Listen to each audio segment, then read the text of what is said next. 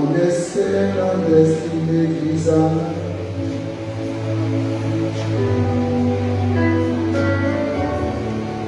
Tu connaissais la destinée de Jacob.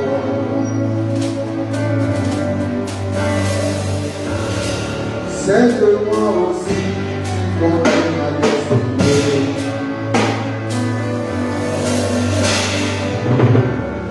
C'est que moi aussi, tu connais ma destinée.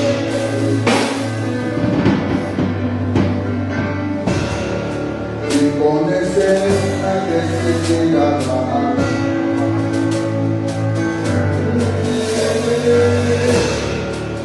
Tu connaissais la destinée d'Isaac.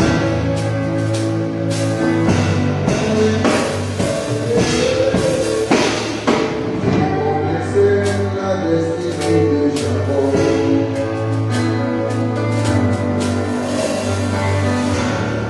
C'est que moi aussi, tu connais ma destinée.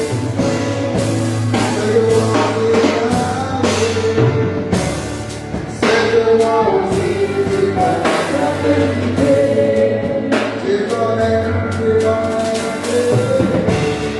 C'est que moi aussi, tu connais ma destinée. C'est que moi aussi, tu connais ma destinée. C'est que moi aussi, tu connais ma destinée. C'est que moi aussi, tu connais ma destinée.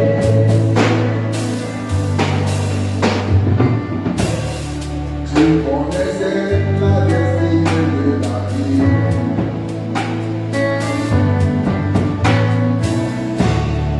Tu connaissais la destinée de Moïse.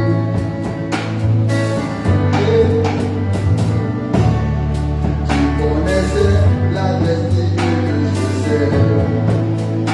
Yahweh, Yahweh. C'est que moi aussi, tu connais ma destinée. C'est que moi aussi, tu connais ma destinée. C'est que moi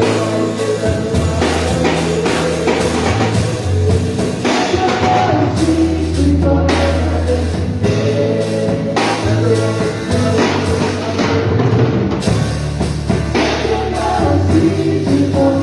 destinée.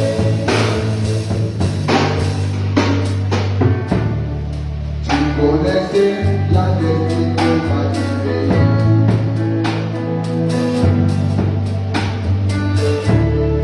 Tu connaissais la destinée de Salomon.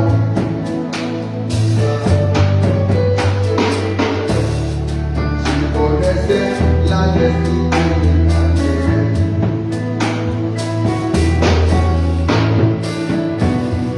C'est que moi aussi, tu connais ma destinée. C'est que moi aussi, tu connais ma destinée.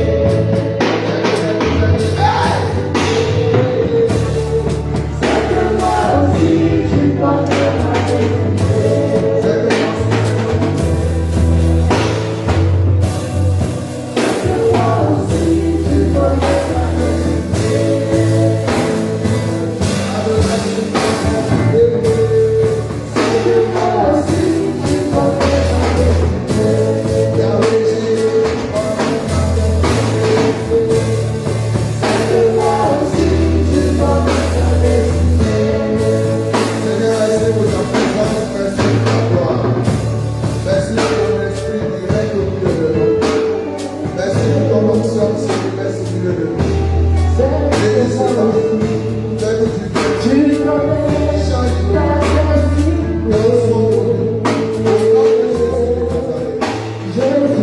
Amen. C'est que moi aussi, tu connais ma destinée. Tu connais ma destinée. C'est que moi aussi, tu connais ma destinée. Soyez bénis. Je dis soyez bénis. Asseyez-vous. On veut il manque encore.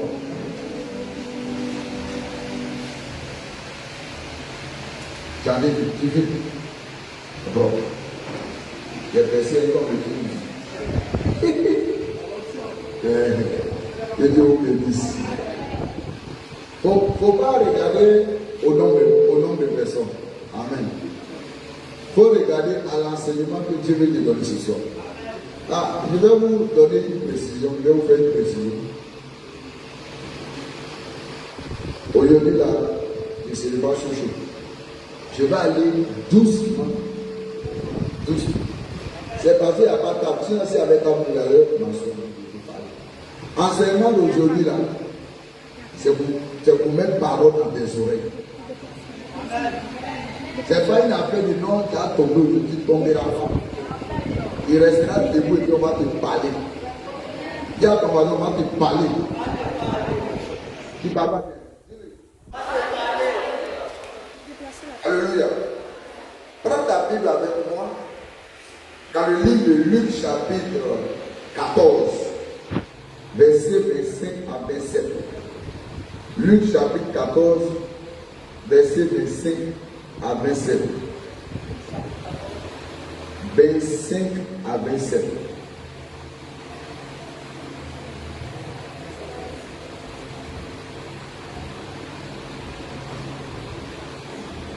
Luc, verset 25 à 27. Oui. Je lis la parole de Dieu avec un grand respect de l'amour. Merci. De grandes foules faisaient route avec Jésus.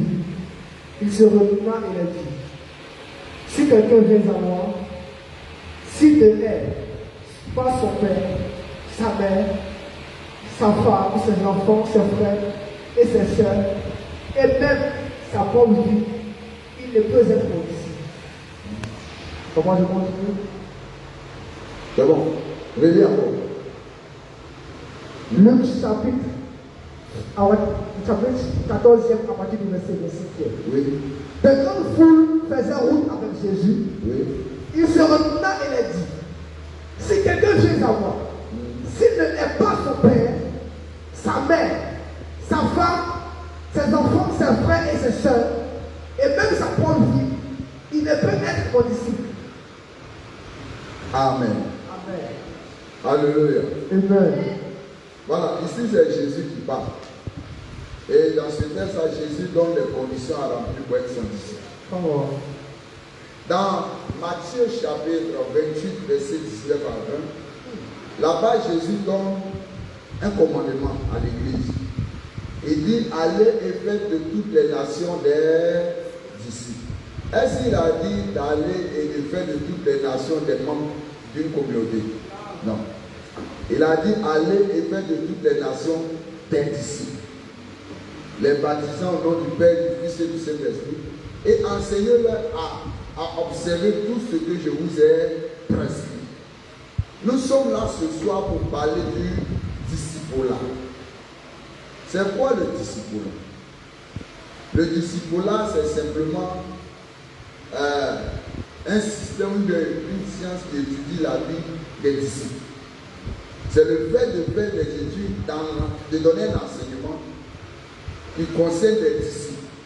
Le discipulat, c'est simplement le fait de faire de quelqu'un qui décide de donner sa vie à Jésus un disciple de Jésus. C'est qui un disciple? Écoutez-moi bien et notez. Un disciple est un imitateur consacré de Jésus-Christ. Ce n'est pas simplement un imitateur, mais un imitateur quoi? Consacré. C'est quelqu'un qui se donne entièrement à Jésus et cherche à ressembler à Jésus. C'est ça un disciple. Vous voyez, aujourd'hui, là, vous allez attendre partout un disciple, discipulat. Discipulat, là, c'est pas fétiche. C'est pas chanson. Discipulat, c'est une vie pratique. Un disciple est un serviteur soumis de Jésus-Christ. C'est un serviteur, mais pas n'importe quel serviteur, mais un serviteur soumis. En fait, le mot grec qui a donné ici en français serviteur, quand Jésus dit Jésus parle de ses disciples, vous parlez de serviteurs. Hein? C'est le mot tout l'autre. Il veut dire esclave. Un disciple, c'est un esclave de Jésus. Un esclave n'a pas de volonté. Un esclave n'a pas de désir. Un esclave, il fait ce qu'on lui dit. Vous comprenez ce que je veux dire? Un disciple, c'est quelqu'un, c'est un serviteur, un esclave soumis de Jésus-Christ. Il est soumis à Christ. C'est ce que Jésus veut là. Que lui quoi? Il sait. Est-ce que vous comprenez ce que je dis? Un chrétien là, lui fait ce qu'il veut. Mais un disciple, lui, ne fait pas ce qu'il veut. Il fait ce que Jésus lui veut. Un disciple, c'est un apprenti de Jésus. Parce que vous voyez un apprenti de Baka, vous avez déjà apprenti de Baka. Hein? L'apprenti de Baka, il apprend pour devenir demain chauffeur, devenir patron demain. Ah, dans un métier, on apprend auprès d'un maître. C'est pas ça. C'est ça, mais c'est pas ça. Un disciple, lui aussi, il apprend au pied de Jésus. C'est pourquoi vous allez voir les disciples qui suivaient Jésus. Ils ont appris auprès de lui pendant 3 ans et demi avant qu'on ne les appelle apôtres. Quelqu'un qui n'est pas prêt à apprendre n'est pas disciple de Jésus. Et quand on dit d'apprendre, il y a le fait d'accepter d'étudier les Saintes Écritures.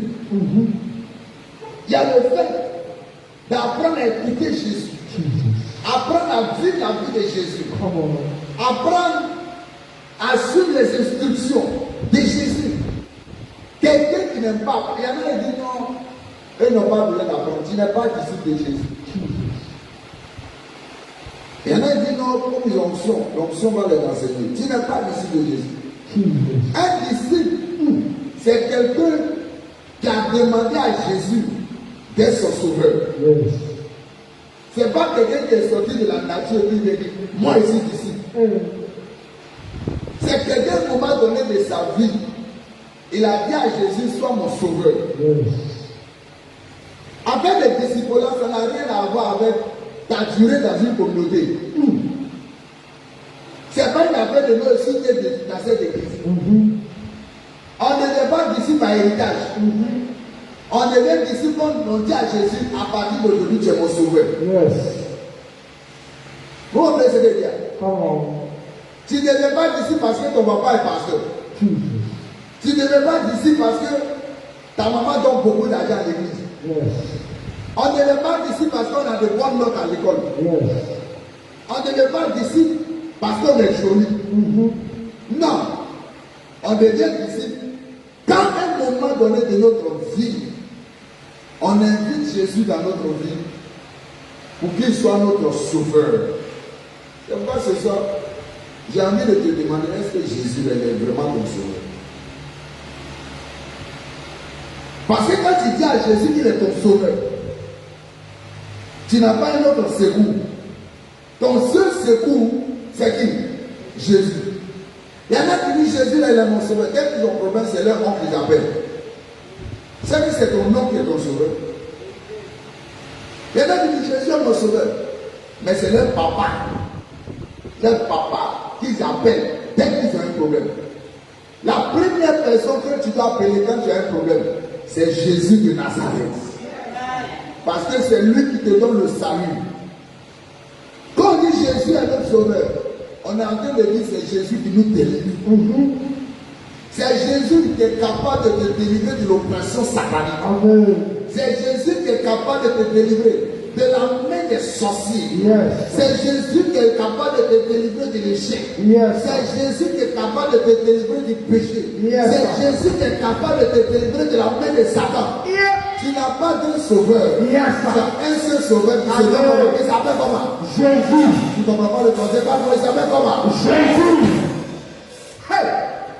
Un disciple, c'est quelqu'un qui a accepté Jésus dans sa vie comme étant son sauveur. Un disciple, c'est quelqu'un qui a demandé à Jésus d'être son Seigneur et son Maître. Déjà, on voit. Hein? Seigneur et son Maître. Quand quelqu'un dit à Jésus, quand vous voyez souvent, quand quand vous partez dans les campagnes de marathon, on dit, hein, accepte Jésus comme ton Seigneur et ton Sauveur personnel. Quand quelqu'un dit à Jésus, je t'accepte comme mon Seigneur, le mot grec ici qui parle de Seigneur, c'est Kyrios. Il veut dire Dieu et maître de l'univers. C'est la même définition dans l'Ancien Testament d'Adonai. Yes. Il veut dire Dieu et maître de l'univers. Yes. Donc quand tu dis à Jésus, tu es mon Seigneur, tu es en train de dire à Jésus, tu es mon Dieu. Et tu es mon maître. Jésus doit être ton Dieu pour que tu dises que toi tu es disciple de Jésus. Yes. Tu ne vas pas le dire. Comment? Il doit être ton Dieu. Il y en a qui se sont fabriqués des dieux dans leur vie. Comment? Il y en a qui c'est la télévision qui est leur Dieu. Dis encore. Il y en a c'est Facebook, Comment? Internet, par les gars. Aggrave. Il y a des soeurs ici, là, c'est leur gars qui est leur Dieu. Yes. Que ça, toi, il ne peut pas vivre. Lui, il est capable, il peut te donner la vie. Faut dire encore, papa. Il y a des frères, eux disent, tu es ma raison de vivre. Qui a dit Et ça, tu papa? vas dire, tu es ma respiration. En tout cas, c'est pas bon. Donc Dieu est capable de te donner la respiration. Dieu a mal fait de te permettre de respirer. C'est la jeune fille là maintenant qui a la respiration. Dis à ton voisin, Jésus doit être ton Dieu. Jésus doit être Dieu. Dis fort. Jésus doit être Dieu. Un disciple, c'est quelqu'un qui a décidé de suivre Christ dans l'obéissance. Il suit Christ. Jésus arrive, il trouve Matthieu au bureau des péages. Il dit quoi? Suis-moi. Il a suivi, mais il n'a pas suivi. Il a suivi papa. Il trouve Pierre, Jean et Jacques. Il dit quoi? Suis-moi. Il en fait quoi? Il a suivi. Un disciple, c'est quelqu'un quand Jésus dit suis-moi, il va voir. Il est suivi. Il va voir. Il est suivi. Il va te choquer. Quand tu dis à un homme de Dieu, quand un homme de Dieu te dit toi là, tu es mon disciple, il a dit que tu vas le suivre. S'il dit allons à gauche, tu vas à gauche. S'il dit allons à droite, Tu vas à droite. Élisée était disciple d'Élie. Il suivait Élie partout. Yes. Tu comprends ce que je dis? Je comprends. Timothée était disciple de Paul. Jean-Baptiste avait des disciples. Comment? Dans le monde spirituel, Dieu peut établir quelqu'un sur toi comme étant un maître. Yes, sir. Il reçoit les instructions de Dieu plus orientées. Yes, sir. Il devient son disciple.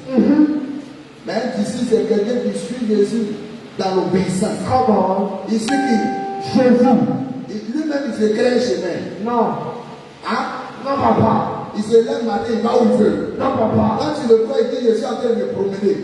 Un disciple ne se promène pas, c'est le diable qui se promène. Viens ce soir avec les débats. Job chapitre 1, Dieu demande à Satan où tu es quitté. Dieu suis allé me balader. Satan aussi. C'est le diable qui fait 100 pas.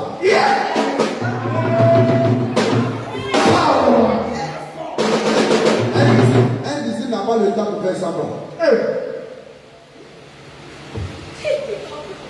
Un disciple va où là où Jésus lui demande d'aller. Il y a derrière une version où Jésus est en train de faire les 100 pas. Il faut demander pour laisser l'autre. Ça n'existe pas, papa. Un disciple qui va où Jésus va. Il y en a qui disent, moi j'ai décidé de suivre Jésus toute ma vie. Il est en boîte de nuit où tu vas là.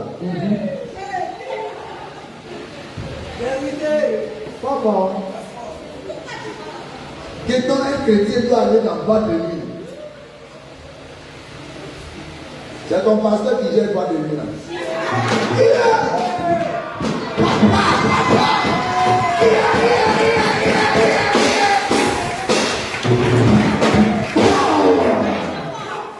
C'est fort. Elle dépasse la porte. Ce sont les enfants du diable qui vont dans boîte de nuit.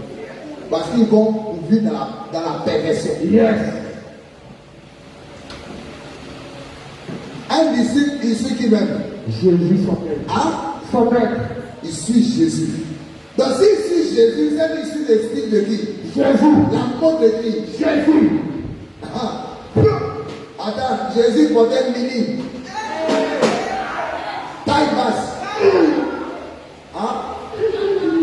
Avec qui, pourquoi il y a son caleçon? Dis encore. Il dit que tu es disciple de Jésus, ton caleçon sale, tu montres aux gens.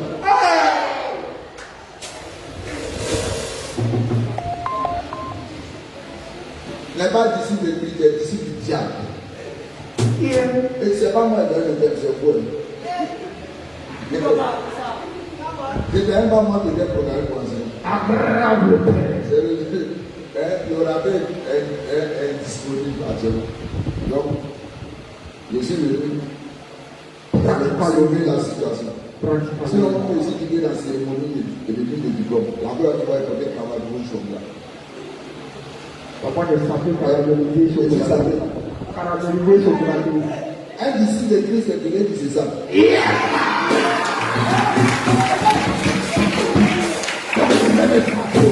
Il est l'image de Jésus. Un disciple accompli cela comme son maître. Jésus dit, celui qui m'a vu a vu le Père. Celui qui a vu le disciple a vu Jésus. On appelait les apôtres chrétiens parce qu'ils étaient envoyés en eux de Jésus. C'est pas pour dire, si je vis, c'est l'esprit moi qui vit. mais qui vient moi? Christ vit en moi. Qui vient moi? Christ vit en moi. Et quand tu vas derrière les films pornographiques, qui vient?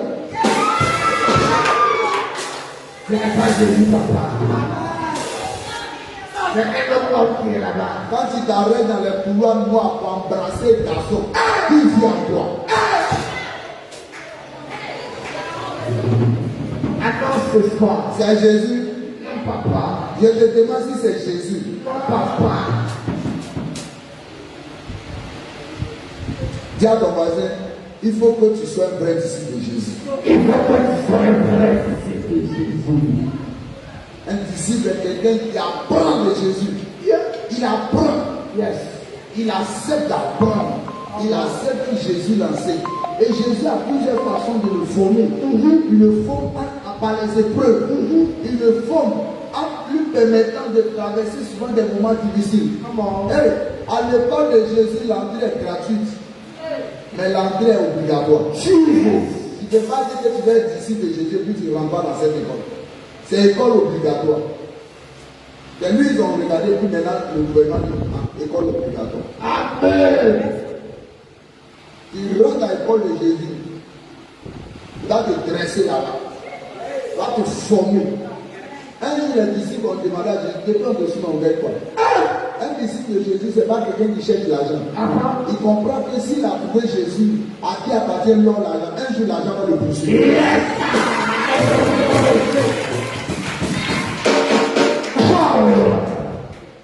Un disciple de Jésus, c'est quelqu'un qui a pris l'engagement de devenir comme Christ en caractère et en conduite. Prends Luc chapitre 6, verset 40. Luc chapitre combien? Verset combien? Luc chapitre 6, verset 40. Le gars à gauche, il est là. À cause de lui, c'est beaucoup moins bouger. Luc chapitre 6, verset 40. Luc chapitre 6, à partir du verset 4. Je lis la parole de Dieu avec un respect et un grand amour. Le disciple n'est pas plus que le maître. Le disciple n'est pas plus que le maître. Il y en a, il veut devenir maître de Jésus. Il y en a, il veut commander Jésus maintenant. Yes. Si un jour même c'est leur vie, Christ Jésus. Jésus, il y a quoi plus par les étoiles? C'est ton petit frère. Il n'est pas plus que son maître, oui. Le disciple n'est pas plus que son maître. Oui. Mais tout disciple accompli sera comme son maître. Un disciple qui accomplit en caractère et en conduite sera comme son maître. Un disciple, c'est quelqu'un qui a décidé de devenir comme Christ en caractère. Je dis, quand il te fâche, puis tu dis, moi, mon affaire, ça ne reste pas à l'étranger. Là. Jésus, tu parles comme ça. Je vais te faire la Je lève ma tête pour rien, tu as froissé le visage, on dirait que tu as vu Miladine. Quand on te demande, tu dis, aujourd'hui, je ne suis pas dans mon assiette, c'est dans quoi? Dans une mamie. Quand aujourd'hui, il n'est même pas envie de parler à quelqu'un. Donc, moi, par une version, Jésus dit, aujourd'hui, il n'a pas envie de parler à quelqu'un. Oh Dieu, mon papa. Aujourd'hui, là, je ne suis pas en moi-même. Hein. Tu n'es pas en toi-même, tu es en moi.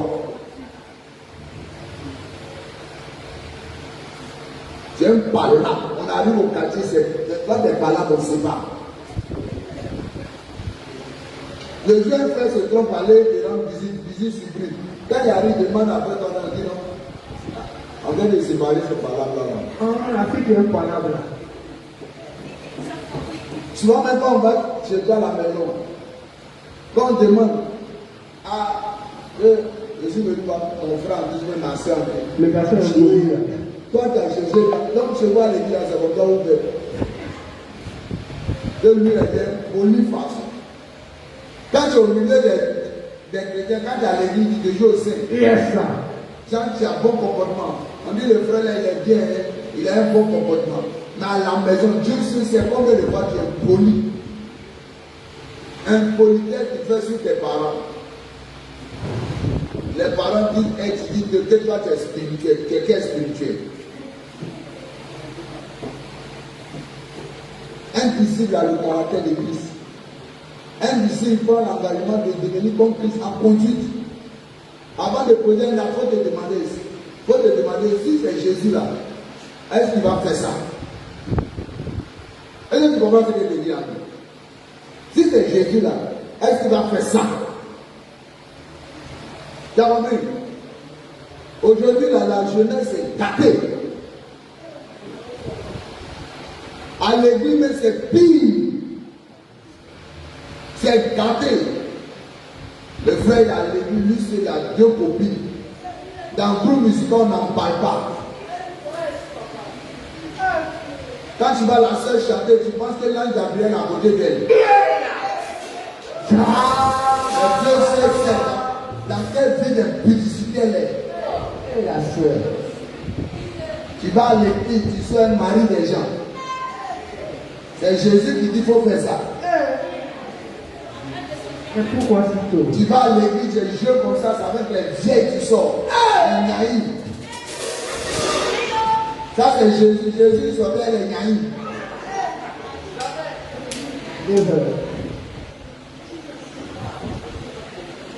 Ah non, ça fait. Quand tu regardes ton comportement, tu regardes pour Jésus là. Regarde ton comportement. Et puis regarde pour Jésus. Est-ce que c'est la même chose? Jésus là, il révèle la prière. Toi tu dis que tu es disciple de Jésus. On te demande pardon pour prier. Même 5 minutes, tu ne tiens pas. Quand tu commences à bailler. C'est pour dire non, moi-même, ma vie de prière, ça ne va pas. Tu es conscient que ta vie de prière, ça ne va pas. Yes. Mais tu fais rien pour que ça change. Yes. Dis encore, Seigneur, ma journée. Hein? Je croise partout, dans tous les complots. Un disciple là, c'est quelqu'un qui a un comportement de tout. Jésus. Il est dans la vie. Jésus. Hein? Jésus. Il garde des rancunes. Il garde quand tu dis non, toi tu suis Jésus. Hein? Aujourd'hui, il faut qu'on change notre comportement. Il faut qu'on change notre attitude. Les gens doivent voir Jésus en nous. Yes. Au travers de toi, on va voir Jésus. En fait, la Bible dit, dans Romains 8, l'humanité subit après la révélation des fils de Dieu. Yes. Regarde, les gens veulent voir Dieu au travers de toi. Si on te voit là, Jésus on cherche à faire, c'est par toi on doit le voir. Quelqu'un veut voir le Dieu qui fait des miracles, c'est pas toi. Yes. Un disciple accompli, c'est là quoi? Comme ça. Oh. Si Jésus avait des miracles, on doit le voir accomplir des miracles. Yes. Un disciple de Christ, c'est pas un fleque. Yes. Un disciple de Christ, c'est un géant spirituel. Yes. Jésus est un géant spirituel. Tu dois être un géant spirituel. Le possédé l'a frappé les filles de Séba. Yes. Il dit, moi je connais quoi? Il connaît aussi Jésus. Il connaît Jésus. Vous l'avez dit. Un disciple de Jésus n'a pas peur des démons. Yes, Quand tu as peur des démons. Un disciple de Jésus, c'est quelqu'un qui fait peur au royaume de Satan. Quand il passe quelque part, il y a un tremblement de terre dans le camp de Satan. On sait qu'il y a haute tension qui est là. C'est de ça qu'il s'agit. Hier, les gens ont vu le paralytique à la quoi? À la belle porte du temple. Acte chapitre 3, verset 1 à 11. Et on a dit, on dit à Jean de donner. Ce que j'ai, je te donne. au nom de Jésus. Toi et quoi? C'est ça un disciple de Jésus. Un disciple de Jésus là. Quand il prend le malade, il commande depuis le malade de guérir. Pour la transaction surnaturelle. Travers de toi, on va voir Jésus. Dis à ton voisin, on va voir Jésus. On doit voir Jésus. Dis-le fort. On doit voir Jésus. Les humains peuvent voir Jésus, c'est pas toi qui vas voir Jésus. Yes. Dans ton école, on va voir Jésus encore. Dans ton quartier, on va voir Jésus encore. Dans ta famille, on va voir Jésus encore. Tu vas dans ton village, on va voir Jésus encore. Partout tu passes, on va voir Jésus encore. Tu dois manifester Jésus de Nazareth. Papa prêche ce soir. Dis à ton voisin, il faut que tu sois un vrai disciple. Il faut que tu sois un vrai disciple de Dieu. Dis-le fort. Il faut que tu sois un vrai disciple de Dieu. Dis-le fort. Il faut que tu sois un vrai disciple de Dieu. On va appeler le disciple-là, ça va minimum. Yes. Dans le disciple-là, nous sommes appelés à avoir une bonne relation avec Jésus. Je dis quoi? Avec quoi? Donc, une bonne quoi? En fait, une relation d'amoureux. C'est bon. C'est quelle soeur ici qui a un fiancé? Il faut pas avoir un La fiancé. sœur n'est pas bien. Oui, le fiancé, maman est désignée. Papa est pas compris. Faut faire vite, faut faire vite. C'est pas pour mettre un sur la rue pour donner l'exemple. Aïe. Ma sœur n'est pas prête. Bon, c'est quelle soeur qui a garde? Il y a une différence entre gars et fiancé. Gars, là, vous faites beaucoup là dans le couloir. Fiancé, là, les deux familles sont informées. Et si tu as failli à l'homme, de payer au moins d'or. Un gars, c'est celui qui t'a pris dans les couloirs noirs.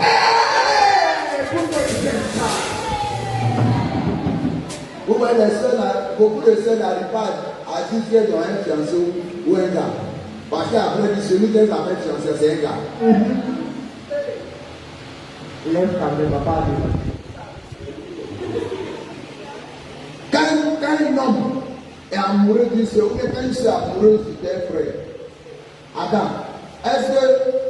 est-ce que les deux peuvent faire une journée sans se parler? Hein? Même s'il y a un chip, Il va appeler. maintenant je vous demande, quels sont les temps préférés de l'amoureux? C'est la nuit, papa. Il y a quoi? La nuit, à partir de 22 heures. Quoi, vous voulez faire ça?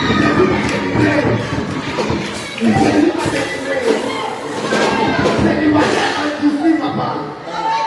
C'est du matin un tissu à côté de la rocher de Sénégal. Alléluia. Amen, papa. Amen, alors bébé, je n'arrive pas à dormir quand tu es trop loin de moi.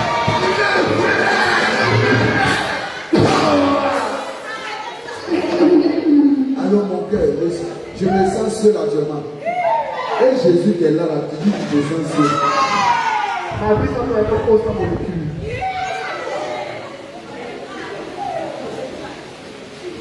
Les filles, je vous aimez comme mon manteau.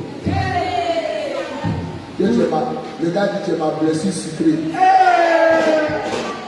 L'aspirine de mes fièvres. Quand il te laisse, ça va prendre paracétamol.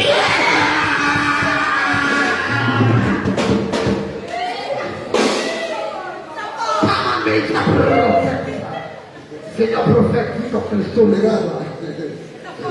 C'est fort. Non, les amoureux là, ils passent des heures. C'est ça, non? La nuit. C'est On fort. va se parler quand ce moment ils dorment sur le téléphone. Donc, Elle est enflée, ma vie. ils dorment sur le téléphone. ma femme et moi, on a commencé à marcher ensemble.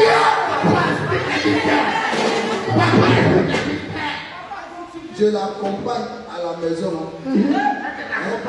Moi, j'habitais Trois-Roues, elle habitait en Cameroun. Donc, je l'accompagne, on passe par la rue de Kouet. Je l'accompagne jusqu'à la maison. On s'arrête, on cause devant la porte, on cause quand elle m'accompagne.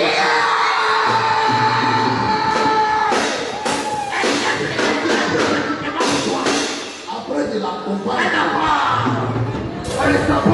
Après, on s'arrête au terminus du bus, terminus express 200 mètres. Gandhi, on s'arrête, on cause jusqu'à. Au moment où on se sépare, on regarde les livres. Quand j'arrive à la maison, et elle arrive à la maison, on souscrit. La nuit là, on parle. Tu parles du temps, tu chaînes d'oreille. Papa, tu me fais ce soir. Souvent, mon téléphone avec ce t-shirt qui t'a branché. On parle du temps. C'est quand tu n'entends plus la voix de l'autre que tu t'endors. Souvent, même tu dors sans t'en rendre compte. Dès que tu te réveilles, tu cherches à l'appeler. C'est ça là qui va exister entre toi et Jésus. Papa qui est chef, c'est pas prophétie seulement qu'il est encore. La nuit, non? La nuit, tu as envie de laisser le vie et puis rester avec Jésus pour poser avec lui. Qu'est-ce qui peut amener un homme à prier toute la nuit jusqu'à matin? C'est son amour pour Jésus. Il est trop amoureux de Jésus. Qu'est-ce qui peut amener un homme à s'asseoir dans les toilettes pour poser avec Jésus? Il est trop amoureux de Jésus. En fait, l'amour que tu dois donner à Jésus, là, c'est ça que tu donnes l'occasion de vivre.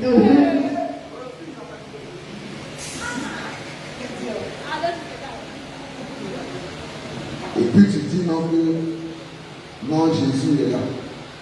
Quelle est ta relation? Jamais je te demande quelle est ta relation avec Jésus? Quel est le poids que Jésus a dans ta vie?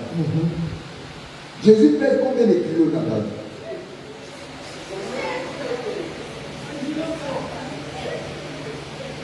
C'est ça le possédé l'a demandé. Il dit, je connais Jésus, et c'est qui est Paul. Mais vous là, vous êtes qui?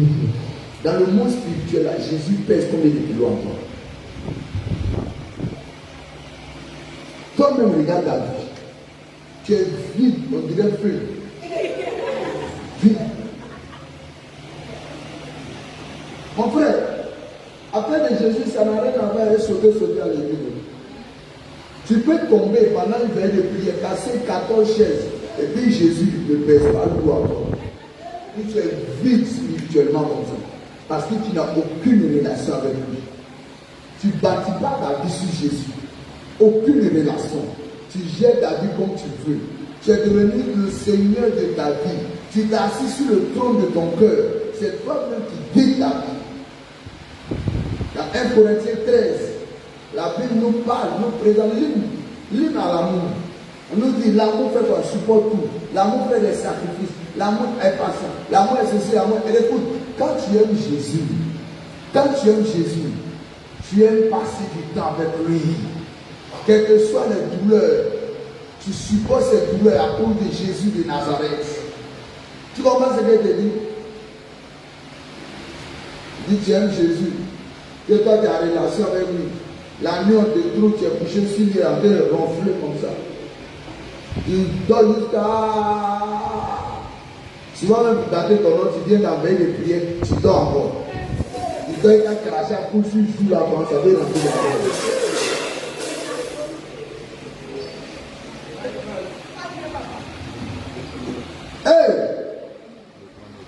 Écoute-moi bien, il n'y a pas d'âge pour avoir une relation avec Jésus. Hein. C'est pas ton envie. Hein. C'est maintenant que tu dois bâtir une relation avec Jésus. Il ne faut pas dire non, comme je suis jeune. Non. C'est maintenant.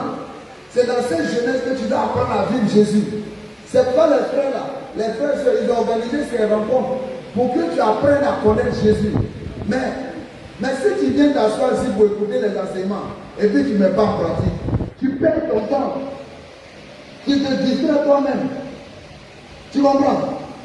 C'est pour t'amener à regarder ta vie, à discipliner ta vie. Quelqu'un qui dit qu'il a une relation avec Jésus, il ne porte pas n'importe quoi, il ne fait pas n'importe quoi, il ne va pas où il veut. Il tient compte de Jésus. Quand on est amoureux d'une soeur ou d'un frère, on tient compte de l'autre dans tout ce qu'on fait. Avant de prendre une décision, tu demandes l'avis de l'autre. Tu comprends ce que je te dis? Maintenant, quand tu dis que tu as relation avec Jésus, tu prends des décisions, tu ne tiens même pas compte de Jésus. Tu ne tiens même pas compte de lui. La Bible dit, ne savez-vous pas que votre corps est le temple du Saint-Esprit? Ne savez-vous pas ça? Dieu dort en toi. Il faut tenir compte de lui dans tout ce que tu fais. Tu comprends ce que je te dis? Tiens compte de lui. Cherche à avoir une relation avec lui. Cherche à bâtir une bonne relation avec Jésus. Et dans cette relation-là, tu vas voir que Jésus va commencer à t'enseigner. Il va commencer à t'instruire. Hey, Jésus a enseigné Paul pendant 3 ans. Tu comprends? 3 ans et demi. Jésus a enseigné Paul. Paul parle de ça dans Galates chapitre 1, chapitre 2. Tu dis Jésus, il n'a qu'à venir s'asseoir dans ta vie. Laisse-le t'enseigner. Laisse-le t'instruire. Si tu ouvres ton cœur à Jésus, quand tu vas lire la Bible, Jésus viendra t'enseigner. La Bible dit qu'il est le même hier, aujourd'hui, éternellement. S'il a accepté d'enseigner Pierre, Jean, Jacques, des gens qui ne sont même pas allés à l'école, toi, tu sais lire, tu sais écrire. Jésus va t'enseigner. C'est plus facile pour lui-même de t'enseigner parce que tu sais lire déjà. Mais le problème, combien de minutes tu consacres à la lecture de la Bible? Combien de temps? C'est le dimanche, tu soulèves ta Bible. Et d'ailleurs, c'est une petite Bible de cette façon-là. Il vient t'asseoir à l'église. Chaque dimanche, tu es obligé de fouiller dans la maison. Où est ma Bible? Il y en a ici, la Bible est devenue leur petit. Tu vas faire oreiller maintenant. Il ne pas que les sorciers viennent te tuer. Tu vas vite mourir si tu ne lis pas ta Bible. Tu vas mourir. Laisse Jésus t'instruire. Mon frère, quand tu suis Jésus, tu dois apprendre à lui poser des questions. Quand il y a des choses que tu ne comprends pas, tu lui poses des questions. Il va répondre à tes questions. Seigneur, il y a plein de choses qu'il ne comprend pas. Enseigne-moi. Aide-moi à comprendre. Aide-moi. Il ne faut pas aimer le matériel plus que Jésus. Il ne faut pas aimer le matériel. Aime Jésus plus que tout. Et il te donnera tout ce que ton cœur désire. Est-ce que tu comprends? Et quand tu suis Jésus, il y a des choses que tu dois apprendre à faire. Le texte que nous avons lu, Jésus présente les conditions à remplir. Vous pouvez voir. Où est son disciple? Dans ces conditions-là, il dit tu dois le préférer plus que tout, plus que ton père, plus que ta mère, plus que tout. Tu dois renoncer à ta propre volonté. Si tu veux suivre Jésus, il faut l'aimer plus que ton papa. Il faut l'aimer plus que ta maman. Il faut le préférer plus que tes propres intérêts. Et il faut te séparer des choses du monde. Tu comprends ce que je te dis là? Il faut te séparer des choses du monde. Et un disciple de Jésus, c'est quelqu'un qui porte des fruits pour Jésus aussi. J'essaie d'aller, parce que ça c'est un enseignement qui est très long. En réalité, ça là, c'est tout un séminaire. Tout un séminaire. Un disciple, c'est quelqu'un qui porte. On doit avoir des résultats.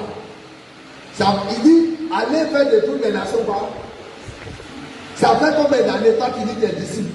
Il n'y a même pas une seule âme que tu as gagnée. Un disciple a produit des disciples. Est un producteur de disciples. Tu comprends? Tu es disciple, il y a pas combien de personnes qui ont amené à l'église? Quand il faut parler de Jésus, il y a honte. Il y a honte. Tu as honte de quoi? Tu n'as pas honte de chercher comme des garçons, mais tu as honte de parler de Jésus à ton frère. Un disciple de Jésus, c'est quelqu'un qui aime tous les croyants. Il n'aime pas seulement les gens de sa communauté. Et vous parlez aujourd'hui là. Un disciple de Jésus, il n'a pas le temps de parler de communauté. Que moi je suis de telle église. Moi je suis assemblée de Dieu, je suis baptiste, je suis de mission, je suis méthodiste, je suis catholique, assemblée, quoi encore, SEMA, quoi encore, Force Boy. Non. Ça c'est des dénominations que des humains ont créées. Jésus a une seule chose, son église. Que tu sois baptiste, que tu sois méthodiste, que tu sois... C'est comme je dis, je ne suis pas un prophète sur une communauté, mais je suis prophète dans l'église avec grand E, dans le corps de Christ. Je prie dans toutes les églises où on m'invite. Moi, j'ai déjà prêché dans un camp de jeunesse à Aris, à Benjamin ici. L'église Aris, comment la parole qu'on dit? Orphelinat, il fait ici, non? Ici, il y a un prêché.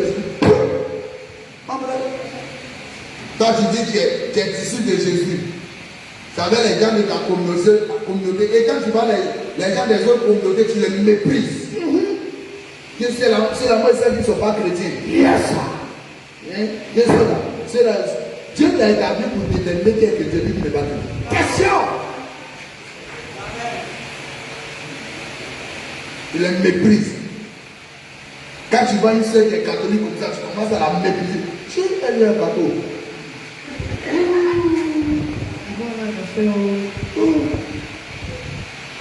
Mon frère, c'est pas la dénomination qui sauve, c'est pas la religion qui sauve, c'est pas le nom de ta communauté qui sauve. Ce qui sauve, c'est ta foi en Jésus. C'est ta foi en qui? Un disciple, il aime tous les croyants. Un disciple est quelqu'un qui porte beaucoup de fruits, comme je l'ai dit. Yes. Écoutez-moi bien. Quand tu dis que tu es disciple, si on t'a croisé, si on t'a déposé quelque part, on t'a déposé dans un quartier, jusqu'à ce qu'on ne revienne, tu as amené plusieurs personnes de ce quartier-là à l'église. Yes. Vous comprenez? Un disciple est quelqu'un qui produit assez d'impact là où il est. Yes. Et dans la classe, non, on ne sait même pas que toi tu es là. Tu gardes le nom même de Jésus à cause de tes mauvaises doctrines. Amen. Dites encore. Anglais, tu n'as pas la moyenne. Oui. Tu dis non, c'est pas moi, je ne comprends pas anglais. Français aussi, tu n'as pas la moyenne. Bah, tu passes tout ton temps à parler bouche seulement.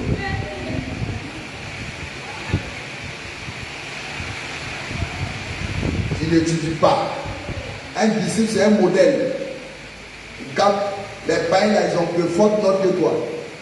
Tu vas à l'école, tu es dans la même classe qu'un païen. La Bible dit tu seras la tête et non à la queue. Toi, le païen là, il est assis sur ta tête même. Et puis c'est toi qui dis c'est notre premier de classe à là. Abomination, papa!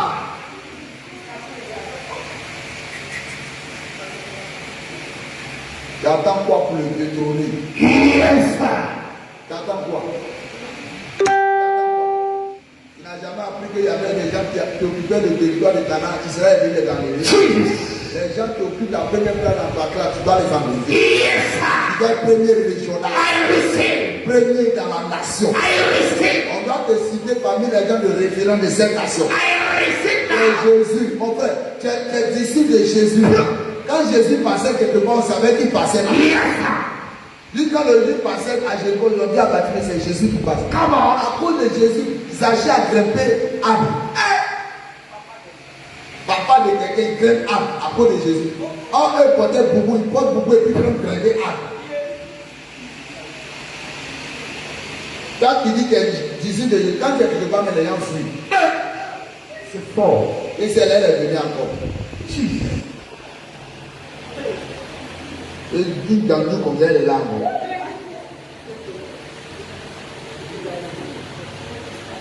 Il va à l'école, tu sois des professeurs. Encore des moyens.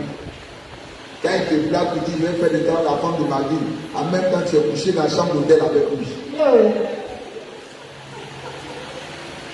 Et tu viens à l'église, et puis c'est toi qui prends le micro. Arrête-moi ça. Changez mon histoire. Jésus a changé mon histoire. Tu es sûr. Demande à ton voisin s'il est sûr. Demande-lui. Et dans le système de disciple-là, quand les personnes se donnent à Jésus, on les prend et puis on les forme. Pour que les gens atteignent ce niveau de vie là, il faut les former. C'est quoi Jésus dit? Enseignez-leur à observer tout ce que moi je vous ai prescrit. Yes. On doit accepter de les enseigner, de les former. Dans nos églises aujourd'hui, il n'y a pas de système de discipline. Yes. On cherche des chrétiens, on ne cherche pas des disciples. Les gens sont avares à l'église parce qu'ils ne sont pas disciples. Yes. Ils ne les forment pas. Dès que le frère arrive à l'église, il est zélé net, on lui donne poste de responsabilité. Président des jeunes, oh, c'est le plus voyou du quartier.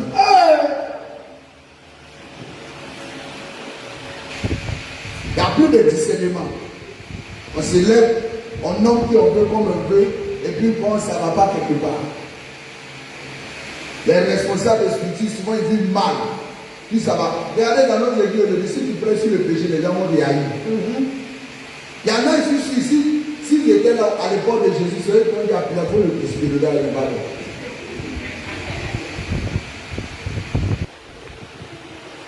C'est pourquoi si vous marchez en groupe de chrétiens, dans tout ce que vous allez faire, ayez un bon système de discipline. Des rencontres comme ça, l'objectif principal qui va motiver des rencontres comme ça, c'est de susciter les disciples. Si quelqu'un vient et puis se donne à Jésus, il ne suffit pas seulement de dire, la seule a décidé de donner sa vie à Jésus, c'est fini. C'est fini, c'est ça.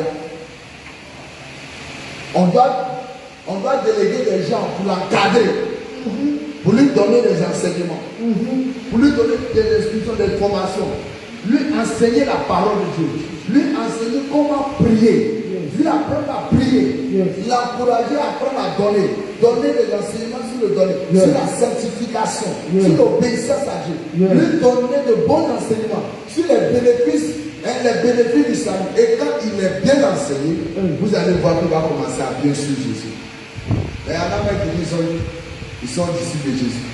Ils n'ont jamais été enseignés. Qui va les enseigner?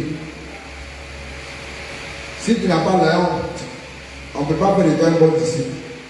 Souvent les gens s'attachent à toi par être un peu. Je prie que le Seigneur nous aide à vivre une vie de disciple là. Amen. Que le Seigneur vous aide à bâtir une bonne relation avec Dieu. Amen. Au nom de Jésus, dis Amen fort. Amen. Question. Il y a un niveau. D'abord, posez question, une fois. Tu ne poses pas question. C'est enseignement, pose question. Vous n'avez pas question. Si vous n'avez pas question, ça m'arrête, demandez. Posez question. Rien. Papa, moi, une question. Oui. Papa, aujourd'hui, dans le service, nous avons des mentors, des coachs et souvent un test spirituel. Et arrivé un moment, il y a des enseignements qui disent tu dois payer ta dîme, c'est ton pasteur.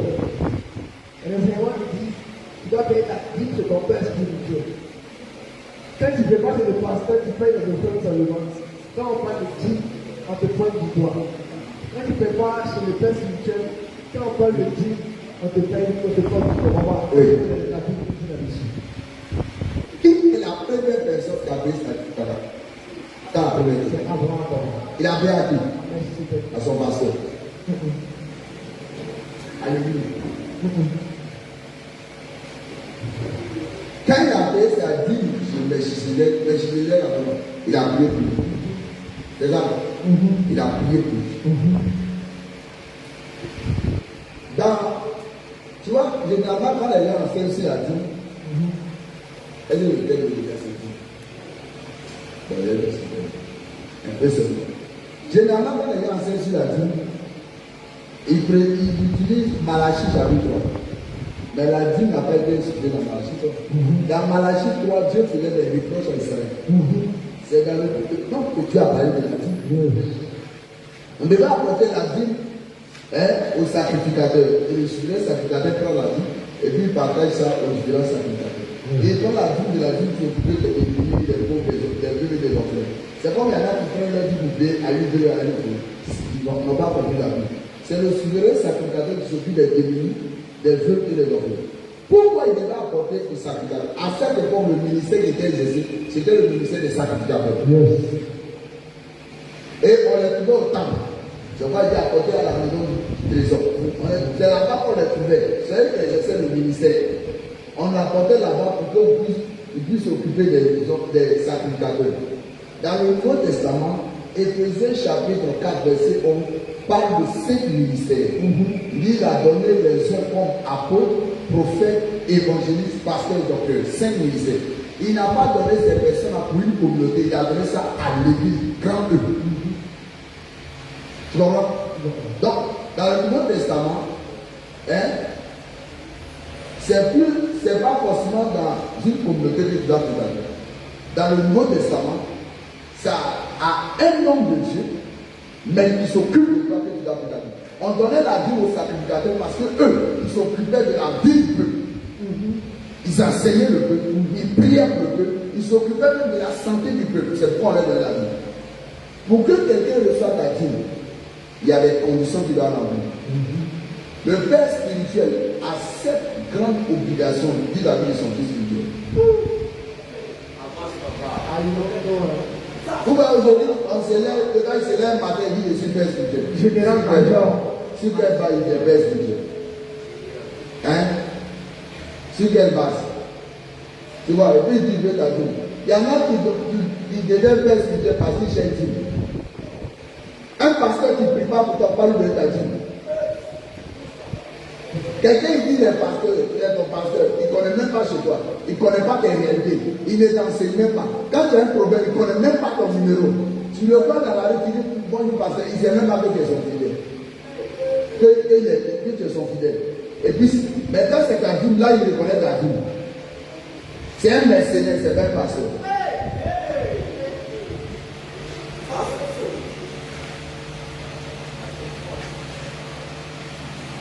Un père spirituel, c'est quelqu'un qui enseigne la parole de Dieu à ses enfants.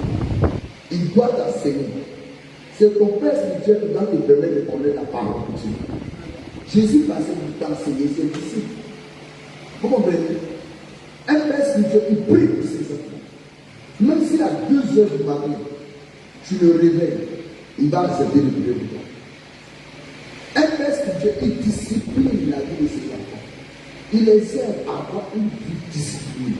Même ta tenue vestimentaire, ton père spirituel peut discipliner ça. Tu comprends ce que je veux dire? Un père spirituel, frère, il pourvoit aux besoins de ses enfants. On n'a pas dit papa, on n'a pas dit papa spirituel, on dit quoi? On dit père. Un père, c'est quelqu'un qui s'occupe de ses enfants. Un papa, c'est juste un géniteur. Un père, c'est quelqu'un qui assume ses responsabilités vis-à-vis de ses enfants.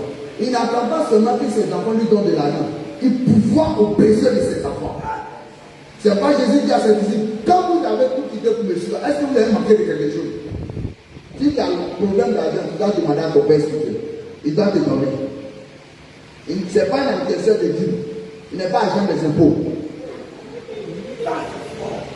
C'est fort. Ta question est venue. Tu es à la salle. Voilà, tu parles la peine du texte spirituel. Hein? Mais quand tu connais pas les systèmes de l'église, tu as un problème avec les textes. À ce moment-là, en fait, il sait l'homme de Dieu. Oui. Pose ta dernière question que tu as posée. Et moi, il n'a pas de tout aussi. Oui. Papa, avant de faire spirituel, c'est lui qui te dit, ou bien c'est toi qui me dis. Ça dépend. Jésus dit à ses disciples, ce n'est pas vous qui m'avez choisi, c'est moi qui t'ai choisi. Mais par contre, il y en a qui choisissaient leur père. Il y en a qui suivaient leur père. Tu vois, Dieu peut te parler pour te dire, va voir tel homme de Dieu. Il sera un père spirituel. Il sera un père pour toi. Il va t'aider. Dieu peut te parler. Quand tu vas lui parler, si c'est un homme spirituel, il va prier. Il va te dire, laisse-moi prier quand même. Si c'est Dieu qui t'a parlé, Dieu va lui parler aussi. Est-ce que tu vois? C'est comme, il peut aussi te croiser et puis te dire, suis-moi. Mais il y a un problème. Il y a plusieurs types de pères. Il y a juste un père circonstanciel. C'est-à-dire qu'il est venu dans ta vie juste à cause de quoi? Il y a un événement d'une circonstance. Il est juste venu pour un temps. Il y a un père temporaire. Par exemple, il doit sortir un peu de moi. Il y a des blagues là, il y a des familles. Les gens blaguent les gens avec moi. Quand il fait des grimaces à son. Il fait les grimaces des DJ là. Si Jésus ne l'avait pas sauvé, il n'allait pas attendre tout en bas de lui. Mais il sera un DJ de Jésus. Alléluia. Donc il y a des moments, c'est toi tu peux le voir, mais tu vas prier. Et il faut que Dieu le convainque. Non, attends le Seigneur. Non, voilà. Il y a pas de prophétie, action prophétique. Souvent, c'est vrai, c'est une action prophétique. Mais arrivé au moment, quand tu regardes, ça peut être au ici. C'est vrai que Dieu a eu une action prophétique comme caché dans les sables de la vie. Papa, il n'y a pas toute l'histoire, il y a un petit qui les voyages. Et il m'a dit, son père lui a dit, pour voir le monde spirituel, il faut tuer un capri. Et puis le sang, on met ça sur tes yeux comme ça. On va commencer à naviguer dans le monde spirituel. Et à une fois, je sais pas que mon père il m'a dit qu'il y a une colonne des gens de Dieu qui lui ont dit que pouvoir, il n'a pas fait pouvoir, il faut prendre une rouge.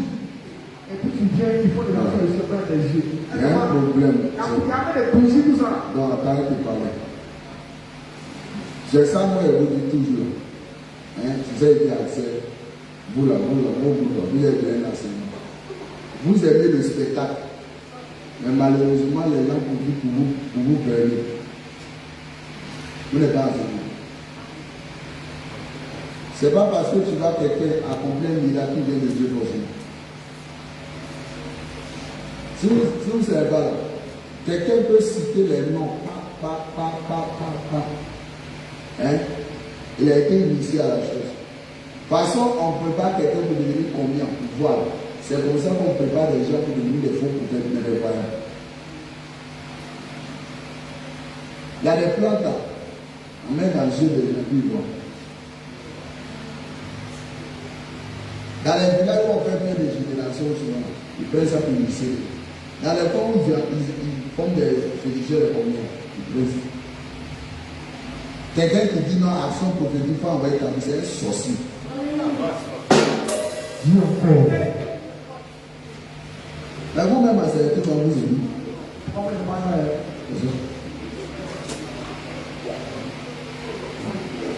Mais ce que je peux vous dire, en fait, moi je ne peux pas venir m'arrêter là et vous dire telle action c'est bon, telle action c'est pas bon, telle action c'est bon. La seule et unique solution que je te donne, ça, il faut changer ta vie que tu as. Il faut laisser tomber les brochures que tu lis. C'est ça la vie.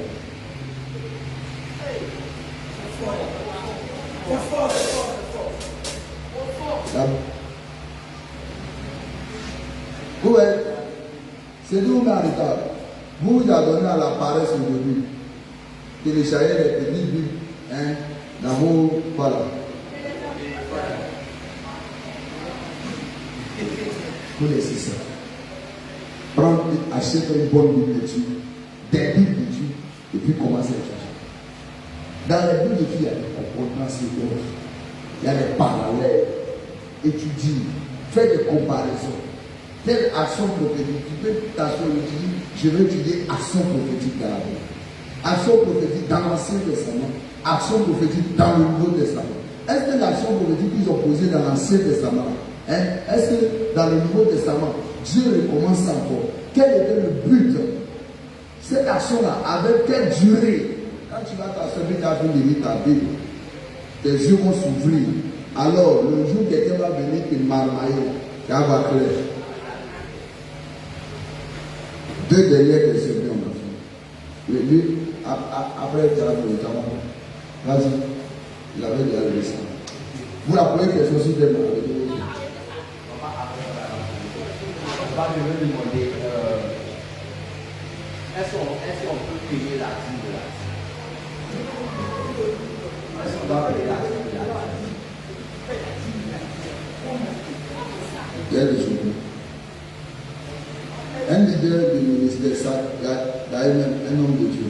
La dîme de la dîme qu'il reçoit, vous voyez, la dîme de la dîme, il a reçu 10 000, 20 000, 100 000, hein?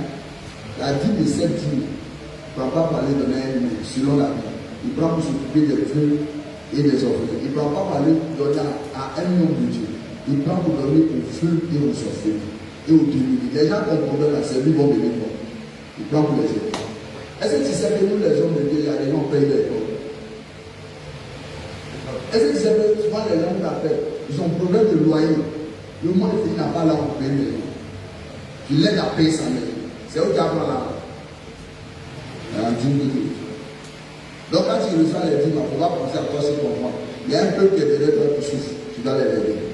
Maintenant, quand tu as un ministère, ou bien tu as une église, tu as une communauté. Hein? La dîme de cette communauté, tu donnes à ton père spirituel. Et puis lui te paye. Tu as compris, non, champion? Hein? Mais généralement, vous qui prenez les questions, c'est vous qui ne pouvez pas dire.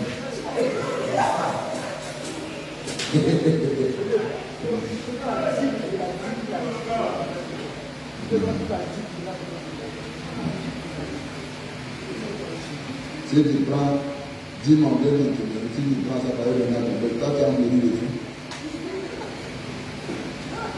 Mais quand vous venez à l'église, tu as une église, vous faites des offrandes les dimanches. Hein? Vous faites pas offrande. Il y a des entrées.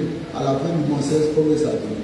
La dîme là, la dîme de tous ces entrées, vous dans l'église, vous dans votre perspective. Voilà. Je ne peux pas donner ta dîme. Ma soeur, vous pouvez la question. Ah, c'est peut-être.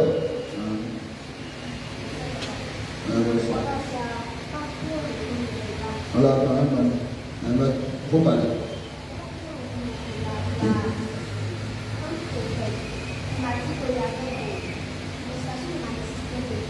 Il y a quoi?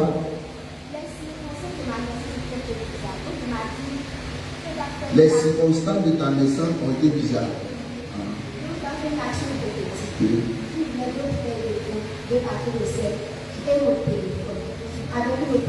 Attends, tu dois lui mettre ton téléphone carrément.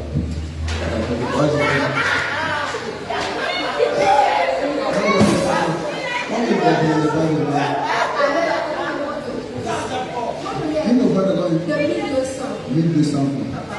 Vous l'avez dit, non, vous l'avez dit, je ne voulais pas donner. Il dit, c'est ne peut pas pour moi. Il a laissé, il est parti. Si ce n'est pas pour moi, c'est pas pour moi. Il avait un problème de téléphone. Je ne sais pas. C'est un féticheur. Il ne faut plus aller chez lui. Il va te détruire. C'est un voleur spirituel. C'est ça les gens qui regardent. Mais comme Jésus n'aime pas faire ça, c'est tout.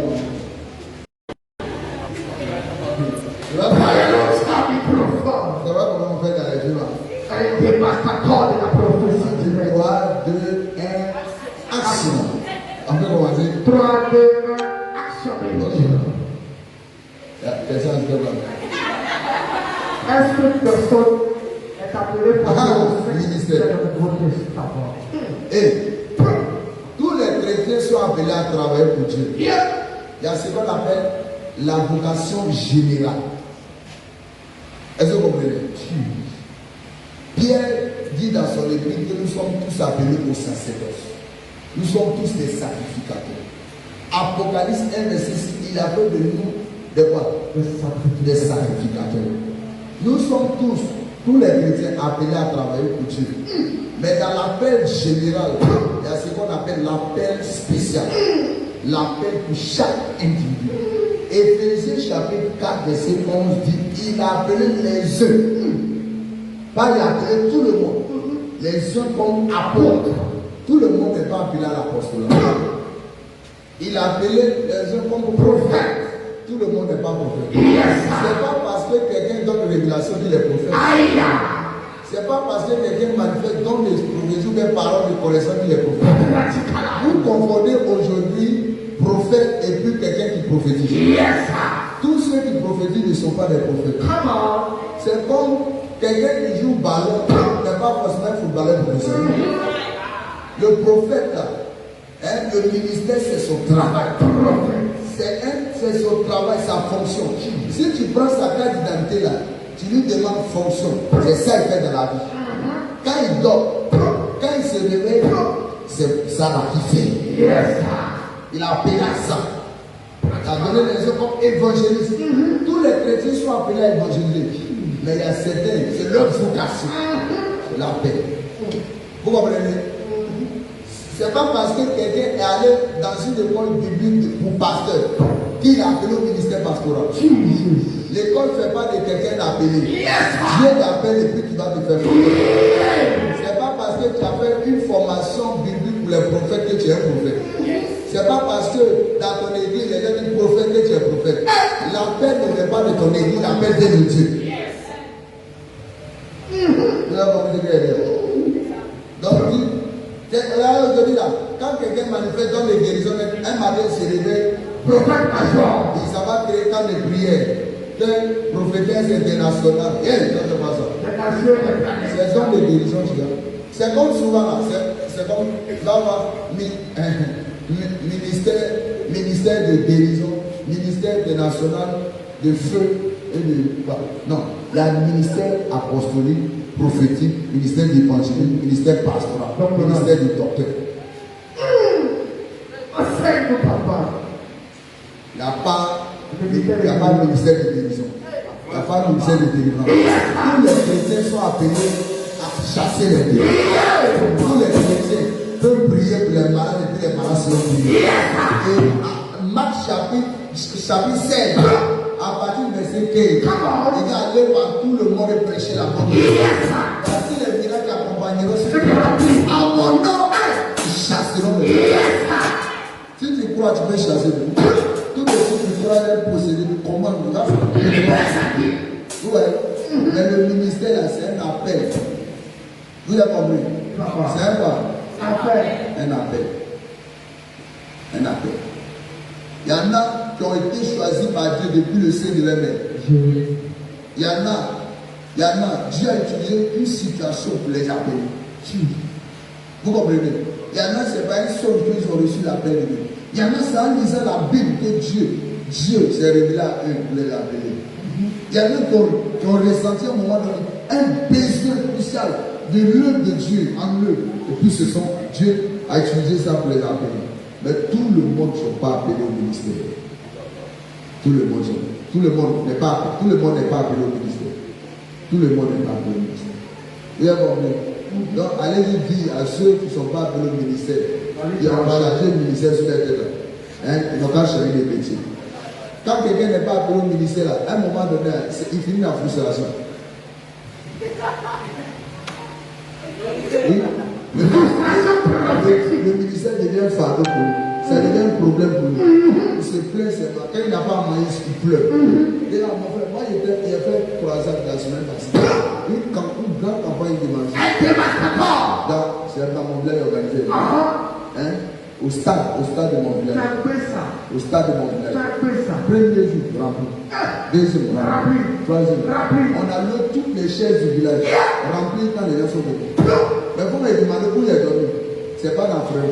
Il est dormi au terrain, sous bâche. Je suis appelé au ministère. Il me lavait une fois par jour, il n'y avait pas l'homme. Quand tu as appelé là, tu ne cherches pas le confort. Tout ce qui t'intéressait que le nom de Dieu soit glorifié. Quelqu'un qui n'est pas appelé, quand le mec a fait, va dire, moi mon tête là. Il y a plus de choses cette année. On peut partir en dehors. On va partir maintenant.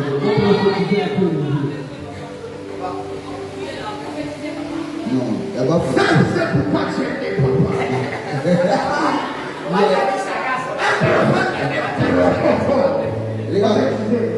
Regarde. Depuis les serres aussi. Regarde.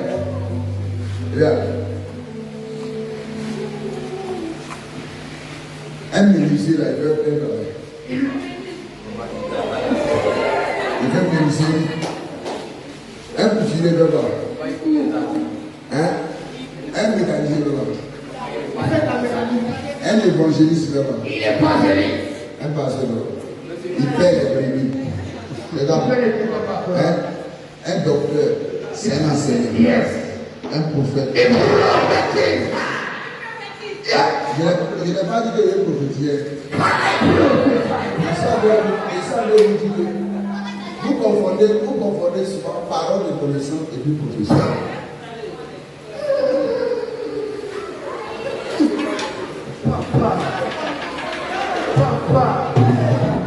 Et il y a un problème sur vous. C'est que vous mélangez les prophètes. Vous aimez comparer les prophètes. C'est une erreur de comparer les prophètes. Chaque prophète a son appel. Chaque prophète a sa spécialité. Chaque prophète a sa particularité. Chaque prophète a son champ d'action. Vous comprenez? Esaïe est différent de Jérémie. Jérémie est différent d'Ézéchiel. Ézéchiel est différent de Daniel. Vous comprenez? Jean-Baptiste a été prophète, mais il n'est pas le même chose qu'Esaïe. Hein? Mais toi, tu C'est une erreur de comparer les prophètes. Chaque prophète a sa mission. C'est pas quand tu croises un prophète, cherche à savoir quel type de prophète en face de toi. Si tu sais quel type de prophète en face de toi, facilement, tu vas rentrer, tu vas te connecter à l'onction prophétique qu'il a reçue. Sans brouillard là. C'est pourquoi de certains Esaïe a dit dans 1 Samuel 9, il dit allons voir le voyant, il y a un voyant. Lui là, il nous dira tout ce qu'on veut savoir. Il y a un voyant pour les Joseph. Ça arrive. Vous avez quoi? Parce que Samuel était un voyant exceptionnel. Mais en fait, ils n'ont pas tout dit sur Samuel. Ils ont pris Samuel seulement comme un voyant. Mais Samuel était un bâtisseur de roi.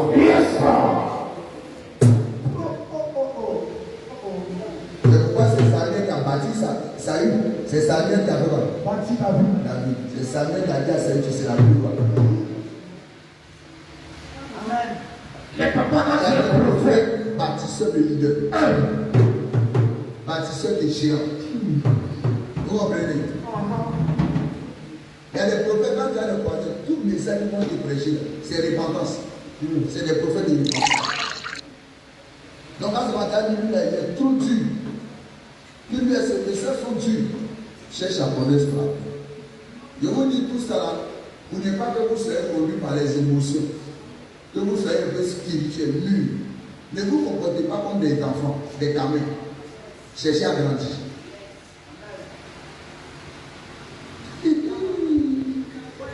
Les papas, quand tu prophétises exagérément et puis calmement, sans prière là, tu ne l'as pas n'est pas fou.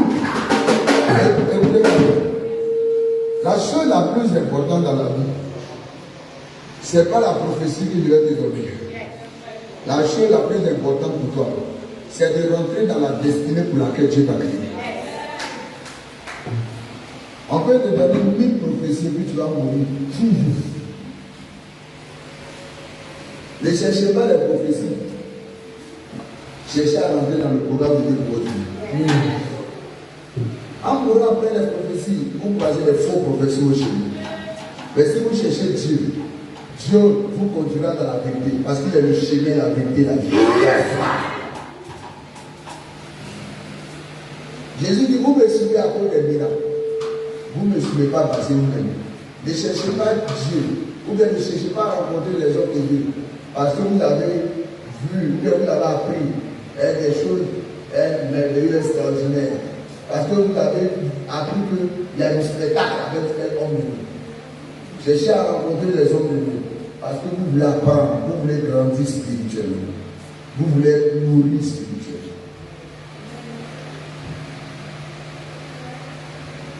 L'église de Corinthe a été l'église qui a plus manifesté les dons spirituels. Mais c'était l'église la plus immature de toute l'histoire. Tu dois avoir tous les dons spirituels, tu es un bébé spirituel. Les dons spirituels ne font pas de toi un géant spirituel. C'est quoi vous allez voir aujourd'hui, en Côte d'Ivoire ici, il y a une floraison de prophètes là-bas. C'est ça, non?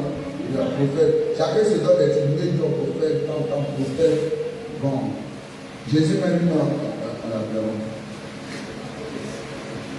Il y en a même si tu as dit, ils sont fâchés. Donc pourquoi tu ne m'as pas appelé prophète? Quand tes parents ont dit au moins qu'ils ont fait ça, ils ont dit prophète.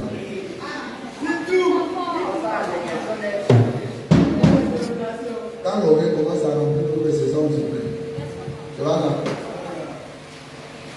Mais vous allez voir aujourd'hui là, à cause du spectacle en Côte d'Ivoire, beaucoup de jeunes sont en train de se perdre. Il y en a qui travaillent avec le flip, il y en a qui travaillent avec le fétiche. Il y en a qui travaillent avec le fétiche. Ne laissez pas toutes les mains toucher vos têtes.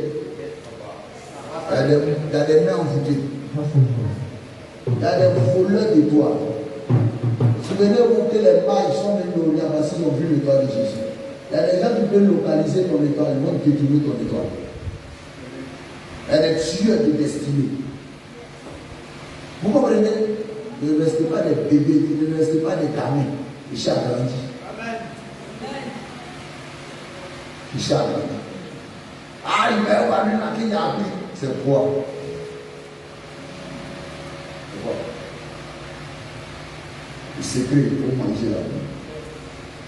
Vous voulez danser, manger la vie. Et puis prier, c'est tout. Laisse Jésus manifester sa vie, sa présence, sa vie. Plus Jésus grandit encore, plus tu deviens Jésus. C'est bon, c'est bon. C'est bon.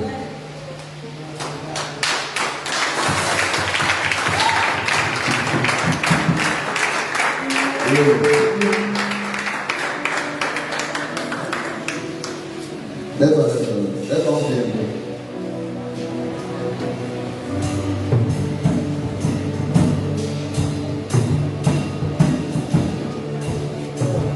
Prie le Seigneur. Prie le Seigneur. Est-ce que ma vie est avec Georgina? Elle est avec Georgina. Georgina. Qui a aidé avec Georgina.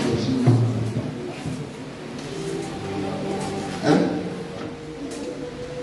Qui a aidé avec toi? Georgina.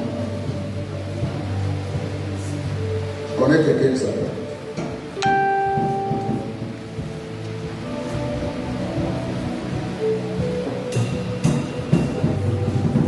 Elle est venue. Hein? C'est la seule personne. C'est la seule personne. C'est une camarade. Elle est où? Elle est dans mon ancien quartier. Hein? Elle est dans mon ancien quartier. Comment vous connaissez une Georgina? C'est une parente à mon avis. Une parente à ton poussé. Hein? La tante paternelle.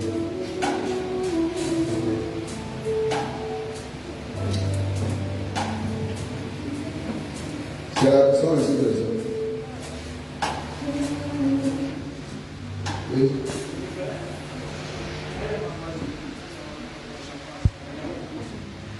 Georgina, elle a un enfant.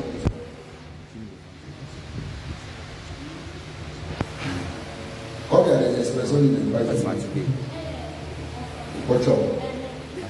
Elle remplit. Elle a joue. Hein? Tu vas prendre de l'eau. Elle va blanchir. Elle.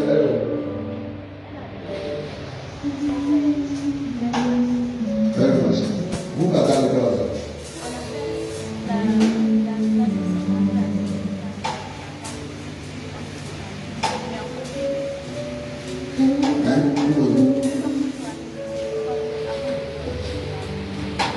J'ai eu des problèmes de asthme.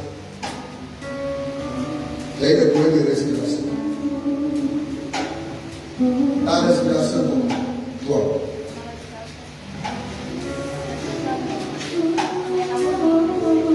Doucement. C'est quoi, hein? Tu sais, ça te fatigue. Tu respires difficilement.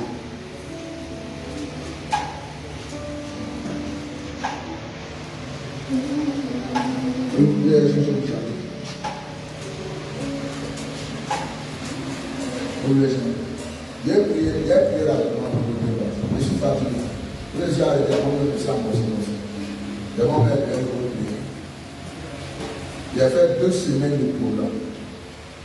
2 semaines. Matin, j'ai fini de payer.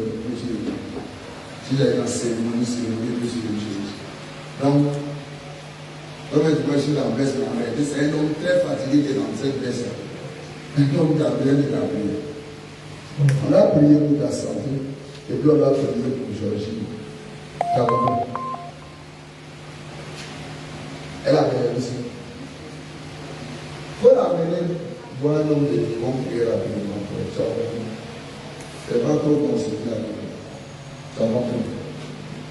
Quand il faut l'amener voir un homme de bon prière. L'aide de le Seigneur. On dit ça. On va aller voir. On va aller voir.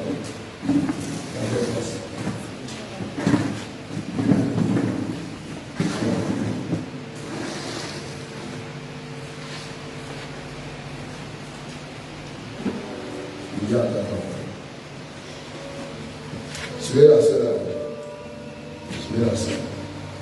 Elle va dépouiller tout de suite avec nous.